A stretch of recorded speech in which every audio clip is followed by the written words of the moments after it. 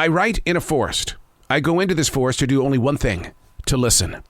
What started at the Billy Graham Library right here in Charlotte, North Carolina, has evolved into a lifelong journey.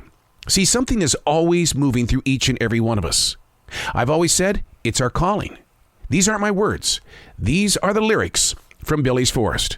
Chapter number 304, February 26, 2022. Hearing the owls in the distance combined with the waking black crows, a forest never truly sleeps. It's always open for any and all willing to embrace. Less than a month away from winter becoming spring, the daffodils already in full bloom. In my heart, I can't get too confident. Winter has a way of being vocal when you least expect it. The winds of March might come in like a lion. Now, presently, it's really just more like a sheep. The trees seem to always be waiting patiently, yet we can hear a low-level hum, as if to be their way of stretching each ring held tightly inside, representing yet another year. A chill has greeted me this new walk. Even Jazzy seems to be feeling it.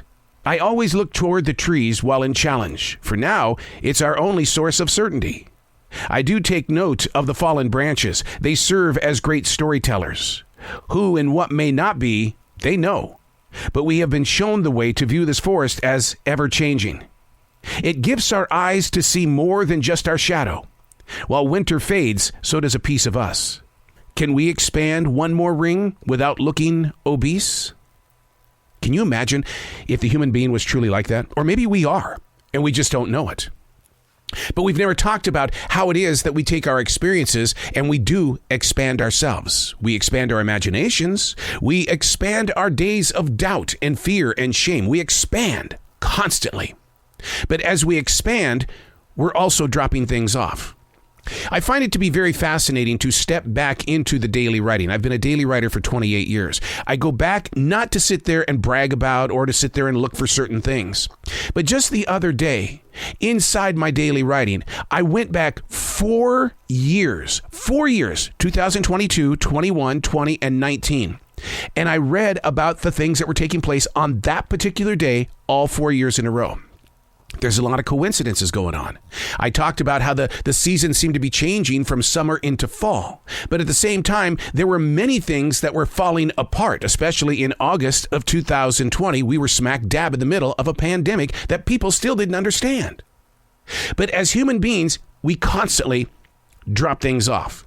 And now that I do a daily defrag journal, as I throw things off my mind, body, and soul, I do go back to read what has been dropped off, to see if it needs to be picked up, replanted, replenished. What is it going to do? Having that constant relationship with what is and what isn't is what helps you become stronger on the inside core. How many times have you bumped into people and you ask them a simple question and the only answer you get is, I just don't know?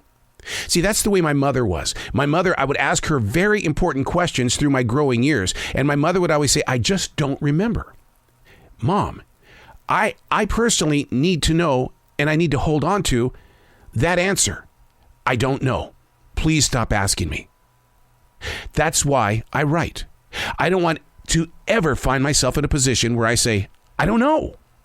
Because I do know. I'm a daily writer. And on these particular days, I write in a forest. These are not my words. These are the lyrics from Billy's Forest.